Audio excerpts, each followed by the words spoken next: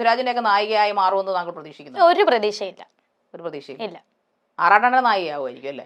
അറിയത്തില്ല, അത് വിളിച്ചാൽ ചിലപ്പോൾ ആകുമായിരിക്കും. ഓക്കെ. ഇങ്ങനെ ഒരു തങ്ങളുടെ ഒരു പ്രൊഫഷനിലേക്ക് കയറിയപ്പോ ബന്ധുക്കളൊക്കെ എന്ത് പറയുന്നു? ഒന്നും പറയുന്നില്ല. അവര് ഭയങ്കര സപ്പോർട്ട്. അല്ല, ഒന്നും കുറ്റം പറയുന്നില്ല. അവര് ഫുൾ സപ്പോർട്ടാ, എല്ലാ ബന്ധുക്കളും. ഓ, ഭയങ്കര സപ്പോർട്ട്. കസിൻസ് എല്ലാം. ഓ ശരി. ഭയങ്കര ഇതൊക്കെ ഒരു നുണയല്ലേ രേണു? ഒരിക്കലും അല്ല. ഞാൻ എന്തിനാ നുണ പറയുന്നത് ഇവിടെ ഇരുന്നുകൊണ്ട്? ഇത്രയൊക്കെ എന്ത് കാണിച്ചു കൂട്ടിയിട്ട് ഇത്രയൊക്കെ എന്താണ് ഞാൻ കാണിച്ചു കൂട്ടി? അഭിനയിക്കുന്നോ? എന്റെ ഇഷ്ടമാണ് ഞാൻ അഭിനയിക്കുന്നത്. സുധീർ അഭിനയത്തിന് അഭിനയം ഒന്ന് പറയാവോ? അപ്പൊ മറ്റേ എന്താണ് പറയണ്ട, നിങ്ങളുടെ ഇഷ്ടം.